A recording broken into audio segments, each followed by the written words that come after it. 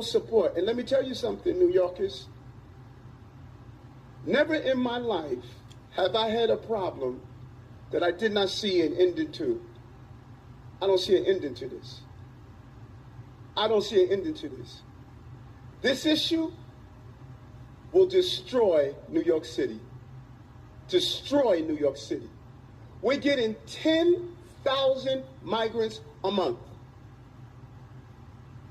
One time we were just getting Venezuela. Now we're getting Ecuador. Now we're getting Russian speaking coming through Mexico. Now we're getting Western Africa. Now we're getting people from all over the globe have made their minds up that they're going to come through the southern part of the border and come into New York City. And everyone is saying it's New York City's problem. Every community in this city is going to be impacted. We got a $12 billion deficit that we're going to have to cut. Every service in this city is going to be impacted. All of us. And so I say to you, as I turn it over to you, this is some of the most educated, some of the most knowledgeable, probably more of my commissioners and deputy commissioners and chiefs live in this community. So as you ask me a question about migrants, tell me what role you played. How many of you organized to stop what they're doing to us? How many of you were part of the movement to say, we're seeing what this mayor is trying to do, and they're destroying New York City? It's going to come to your neighborhoods. All of us are going to be impacted by this. I said it last year when we had 15,000. I'm telling you now, with 110,000, the city we knew we're about to lose. And we're all in this together, all of us.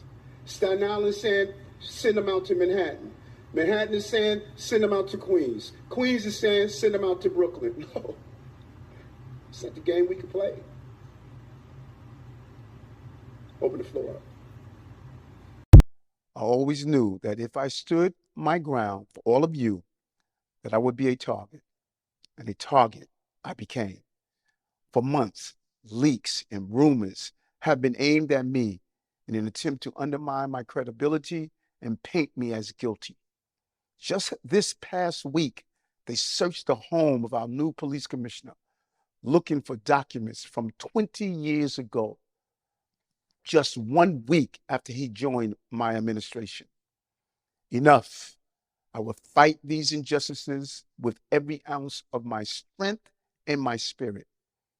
If I'm charged, I know I am innocent.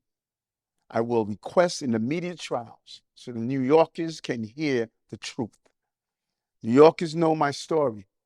They know where I come from. I have been fighting injustice my entire life. That fight has continued as your mayor. Despite our pleas, when the federal government did nothing as its broken immigration policies overloaded our shelter system with no relief, I put the people of New York before party and politics.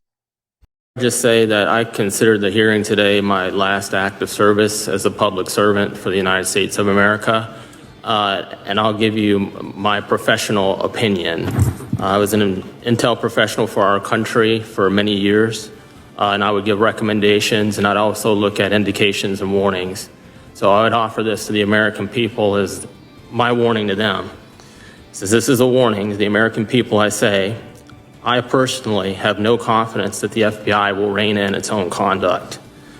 I've been persecuted along with Garrett, Steve and Kyle, and countless other whistleblowers. It is my opinion that the Bureau used reprisal and fear to control the workforce. It has been a seemingly effective tactic. I personally believe that there are no current effective checks and balances against them conducting lawless action with any type of correction in a legitimate time frame. I welcome the work of the IG, but I think any type of lawless action, there's no legitimate time frame to rein them back in. Their ability to overclassify information can allow them to stonewall forever.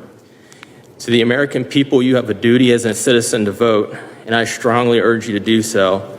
It's how you participate in the American experience. I know people have doubts about election integrity, but you must vote. It is your claim.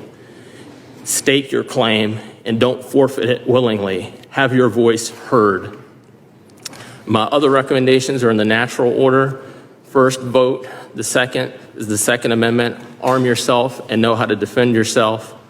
Make 3 to 4 friends in your neighborhood and promise to come to each other's mutual aid in times of hardship. And during the Great Depression, people stocked up a pantry. So I think that's a good practice, especially in our economic times, and make sure you have 3 to 4 months of food. And as a person of